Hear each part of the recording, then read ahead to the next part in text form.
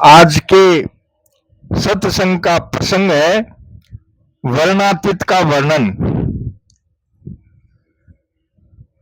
साधक को चाहिए कि वह एकांत स्थान में बैठकर शुद्ध वृत्ति से इस लेख को पढ़े, केवल शब्दों पर नजर न रखकर अर्थ एवं तत्व की तरफ नजर रखते हुए पढ़े, पढ़कर विचार करे और विचार करके बाहर भीतर से चुप हो जाए तो तत्व में स्वतः सिद्ध स्थिरता जागृत हो जाएगी, यानी सहज अवस्था का अनुभव हो जाएगा और मनुष्य जीवन सफल हो जाएगा।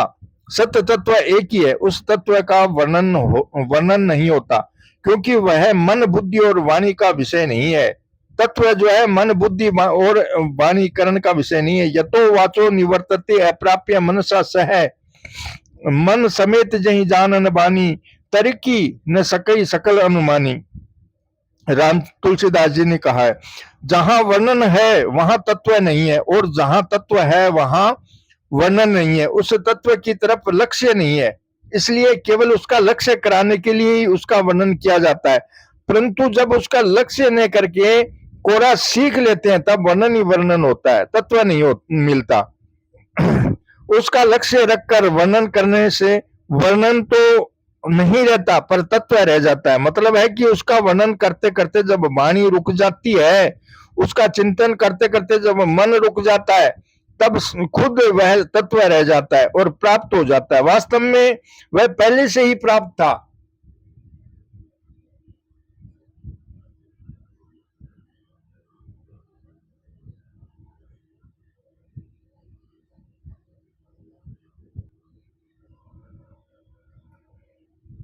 अतः तत्व का वर्णन नहीं होता, पर जो प्राप्ति होती है उसकी प्राप्ति भी अप्राप्ति की अपेक्षा से कहीं कही जाती है, अर्थात उसका अप्राप्त माना है इसलिए उसकी प्राप्ति कही जाती है। वास्तव में वह तत्व स्वतः सबको नित्य निरंतर प्राप्त है। अप्राप्ति की तो मान्यता है मात्र है।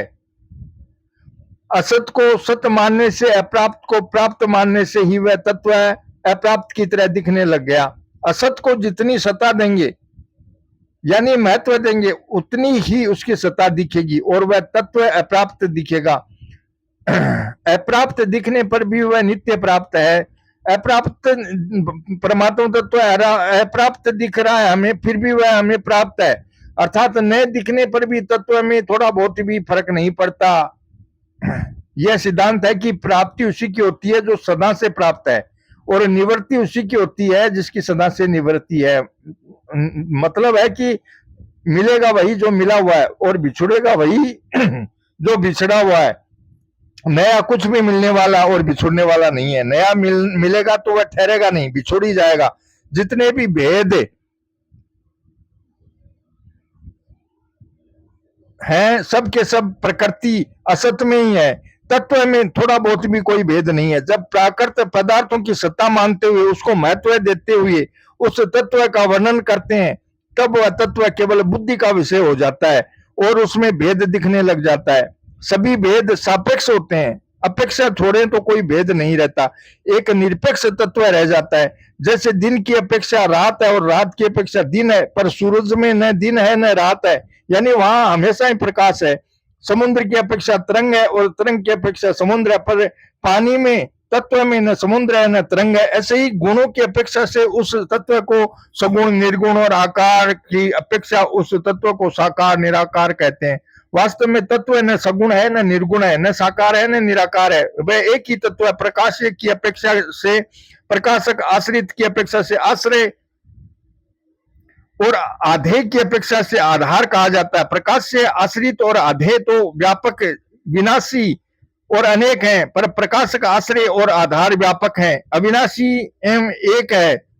पर प्रकाश से आश्रित और आधे तो नहीं है, पर प्रकाशक आश्रय और आधार रह जाएगा, किंतु प्रकाशक आश्रय और आधार ये नाम नहीं रहेंगे, प्रस्तुत एक तत्व ही रह जाएगा। मतलब है कि तत्व न प्रकाशी है न प्रकाशक है, न आश्रित है न आश्रय है, न आधे है न आधार है, वह एक ही तत्व शरीर के संबंध से शरीरी, क्षेत्र के संबंध से क्षेत्रीय तथा क्षेत्रज्ञ, अक्षर के संबंध से अक्षर, दृश्य के संबंध से दृष्टा, न साक्ष्य है न साक्षी है। श्री कृष्ण गोविंद हरे मुरारी, हे नाथ नारायण वासुदेवा। श्री कृष्ण गोविंद हरे मुरारी, हे नाथ नारायण वासुदेवा। जय श्री कृष्ण।